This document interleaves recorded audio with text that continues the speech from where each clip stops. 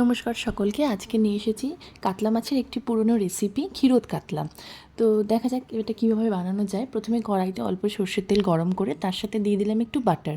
এবার আগে থেকে নুন এবং গোলমরিচ গুঁড়ো মাখিয়ে রাখা মাছটা এখানে দেবো এবং মাছটা ভালো করে ভেজে নেব।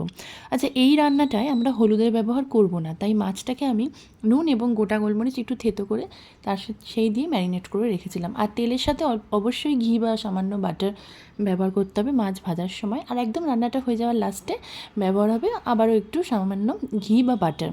আর এতে মাছের যে গ্রেভিটা করা হবে তার জন্য ইউজ করা হবে দুধ। তো আমি 1 কাপ পরিমাণ দুধ আগে থেকে গরম করে তার মধ্যে 1 চামচ ময়দা দিয়ে সেটাকে গুলে রেডি করে রেখেছি, সেটাই আমরা গ্রেভির জন্য ব্যবহার করব।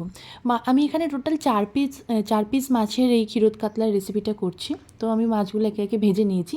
এবার ওই তেলেই দিয়ে দিলাম গোটা গরম মশলা ফোড়ন, দারচিনি, 4টে এলাচ এবং একটু লবঙ্গ। তারপরে পেঁয়াজ কুচি করে রাখা ছিল, সেই পেঁয়াজটা দিয়ে দিলাম। পেঁয়াজটা খুব বেশি লাল করে ভাজার দরকার নেই, একটু গ্যাসের ফ্লেমটা কমিয়ে ভালো করে পেঁয়াজটাকে একটু ভাজা ভাজা করলাম। সামান্য একটু নুন দিয়ে দিলাম এই পর্যায়ে।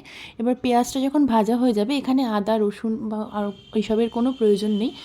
সামান্য কিছু ঘরোয়া মশলা, যেগুলো ঘরে সবসময় অ্যাভেলেবেলই থাকে তেমন মশলাই লাগবে শুধুমাত্র।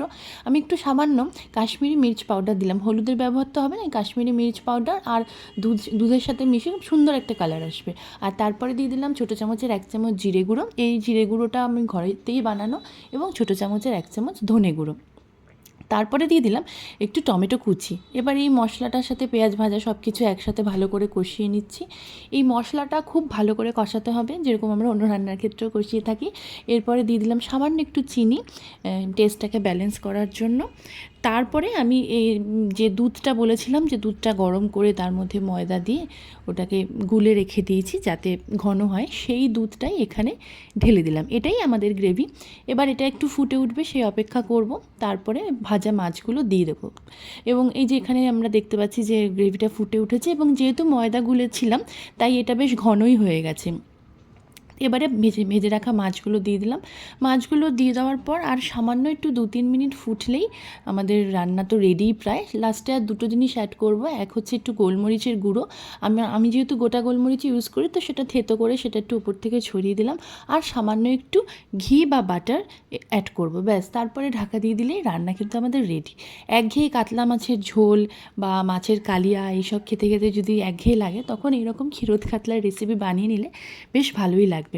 আর যে মাছগুলো আমাদের ফ্রেশ ছিল এবং খুব টেস্টিও ছিল, তো পুরো যে প্রিপারেশনটা খেতে কিন্তু ভীষণ টেস্টি হয়েছিল। এই যে ক্ষীরোদ কাতলা আমার রেডি, আর দেখতেও ভীষণ সুন্দর হয়েছিল।